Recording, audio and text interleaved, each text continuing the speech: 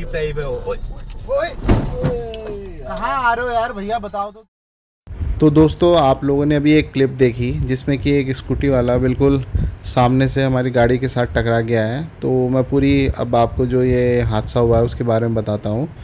तो दोस्तों, पिछले व्लॉग में आप लोगों ने देखा था कि हम लोग मुक्तेश्वर घूमने आए हुए थे और काफ़ी बढ़िया हमारी ट्रिप गई थी। हमने काफ़ी बढ़िया एंजॉय भी करा था और शाम हो गई थी काफ़ी ज़्यादा। तो देखिए, समय टाइम भी लगभग 6:30 से ऊपर हो गया है। तो हम लोग फिर हल्द्वानी के लिए निकल गए थे और मौसम भी इस समय ठीक ही था और आप लोग देख सकते हैं कि रोड भी इतना ट्रैफिक नहीं है। तो फिर भी मैं उतना तेज़ नहीं चला रहा था गाड़ी को। और जो लोग मेरे को पहले से फॉलो कर रहे हैं उन लोगों को मैंने रिकमेंडेशन भी दी थी कि गाड़ी में डैश कैम होना बहुत ज़्यादा ज़रूरी होता है। तो आज ये डैश कैम की वजह से ही हम लोगों को काफ़ी ज़्यादा राहत मिली हुई है। अभी आपको मैं दिखाऊंगा कि मैं क्यों कह रहा हूँ ये चीज़ को। और यहाँ पे आप लोग देख सकते हैं कि रोड में इतना कोई ट्रैफिक है नहीं। तो अब आप लोगों को मैं जो एक्सीडेंट वाली क्लिप है वही दिखाता हूँ।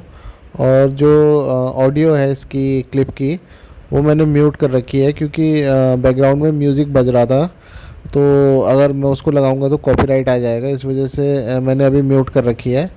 और अब सीधा आपको दिखाता हूँ कि ये एक्सीडेंट हुआ कैसे। टाइप है। ओए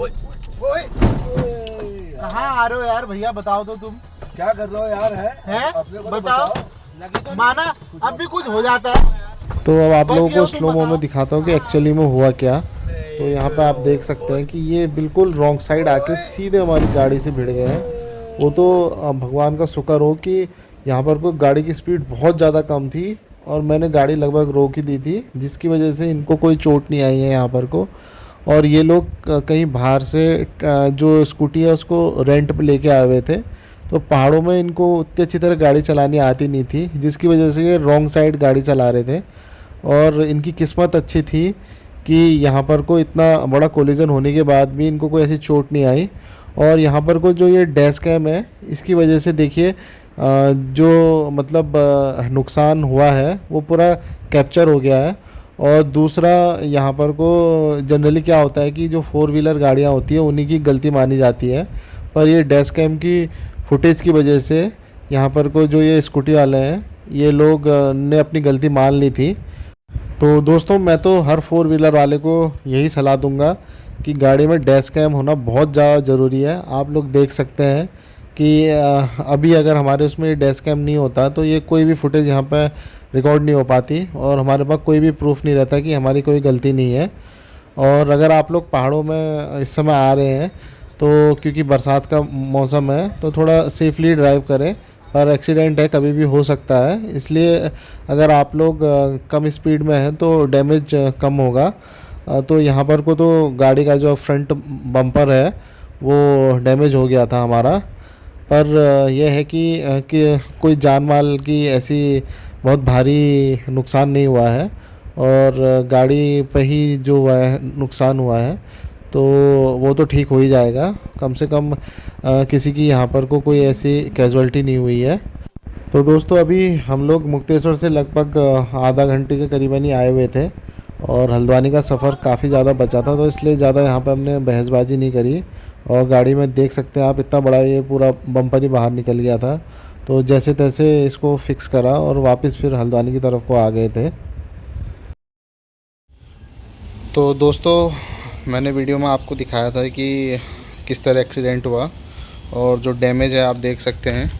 ये पूरा जो फ्रंट बम्पर है ये पूरा ही टूट गया है। ये अभी पूरा बदलना पड़ेगा। अब वहाँ पर को कोई बहसबाजी और ज़्यादा ना करते हुए हम लोगों ने इसको जैसे तैसे ऐसे ही एडजस्ट करके हल्का फुल्का अब यहाँ तक ले आए हैं, हल्द्वानी तक। और फिर दिखाता हूँ इसमें कितना खर्चा आता है। इंश्योरेंस वगैरह में देखते हैं क्लेम होता है नहीं होता है ये। अब ये क्योंकि पूरा ही बदलेंगे इसको शायद ये, और पूरा ही फ्रंट बम्पर चले गया है ये। तो दोस्तों, आप लोगों ने देखा कि डैश कैम की वजह से हम लोगों को कितनी मदद मिली।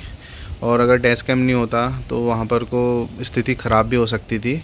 और इससे ये प्रूफ भी रहता है कि गलती हमारी नहीं थी। इस वजह से जो स्कूटी वाले थे उन लोगों ने अपनी गलती भी मान ली थी और इस वजह से मामला आगे भी नहीं बढ़ा ये।